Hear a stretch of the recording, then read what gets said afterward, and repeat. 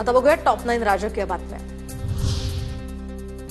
ठाकरे बंधू एकत्र येण्याची धास्ती महायुतीने घेतली आहे, तर आता समीकरण बदलतंय। आमदार सचिन अहिर यांची प्रतिक्रिया। तर महायुतीमध्ये युती होणार की नाही हे आधी बघा, सचिन अहिर यांचं वक्तव्य। ठाकरे गटाचे नेते माजी आमदार राजन तेली शिंदेंच्या शिवसेनेत प्रवेश करण्याची शक्यता। विधानसभा निवडणुकीपूर्वी ठाकरे सेनेमध्ये केला होता पक्षप्रवेश। इस्लामपूरचं ईश्वरपूर होणार असल्यानं काही जण बिथरलेत, आरेला कार्य करणारच, गोपीचंद पडळकरांचा जयंत पाटलांना इशारा।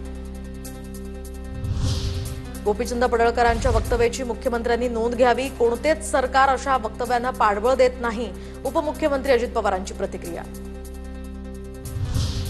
तर सत्ताधाऱ्यांविषयी संघानं कठोर भूमिका घेतली नाही, संघ हा विष आहे असं डॉक्टर बाबासाहेब आंबेडकर म्हणाले होते, संजय राऊतांची टीका।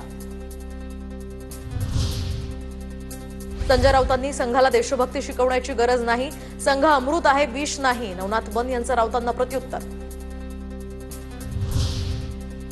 मुंबई आज महाविकास आघाडीचा शांती मार्च, तर बाबासाहेब आंबेडकर पुतळा ते महात्मा गांधी पुतळा यापर्यंत हा मार्च निघाला, यामध्ये मोर्चाचं आयोजन। पूजा खेडकर प्रकरणामध्ये कारवाई सुरू, नियमानुसार शक्य तितकी कठोर कारवाई केली जाणार, यूपीएससीचे अध्यक्ष अजय कुमार यांची माहिती।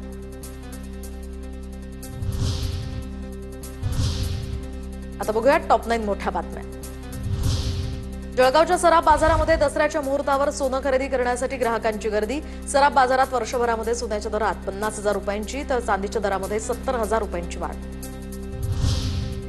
पूजा खेडकर प्रकरणानंतर यूपीएससीचा महत्त्वाचा निर्णय, गैरप्रकार रोखण्यासाठी उमेदवारांची प्रमाणपत्र डिजी लॉकरमध्ये स्वीकारणार, यूपीएससीचे अध्यक्ष अजय कुमार यांची माहिती।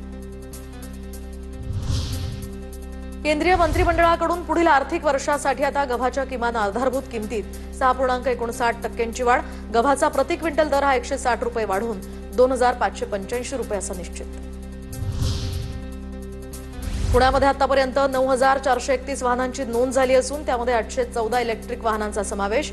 जीएसटी कपातीमुळे वाहनांच्या किमती कमी झाल्यामुळे चारचाकी वाहन खरेदीची संख्या वाढली। दसऱ्यापर्यंत ही खरेदी 10,000वर जाण्याची शक्यता। पुण्याच्या महालक्ष्मी देवीला 16 किलो सोन्याची साडी परिधान, तर देवीचं विलोभनीय रूप पाहण्यासाठी भाविकांची मोठी गर्दी। तुळजाभवानी मंदिरामध्ये सीमोल्लंघन सोहळा उत्साहात, तुळजापूर नगरी भाविकांच्या जयघोषानं दुमदुमली। सीमोल्लंघनासाठी देवीचं माहेर असलेल्या नगर इथून देवीचा मानाचा पलंग तुळजापुरात दाखल। कोजागिरी पौर्णिमेनिमित्त देवीची श्रमनिद्रा सुरू होणार।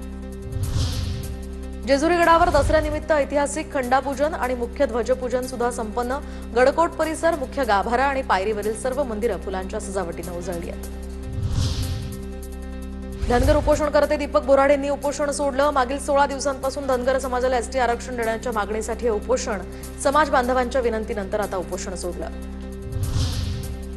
आज गांधींच्या जयंतीनिमित्त पंतप्रधान मोदी आणि राष्ट्रपती राजघाटावर, राष्ट्रपती द्रौपदी मुर्मू आणि पंतप्रधान नरेंद्र मोदींकडून महात्मा गांधींना आदरांजली।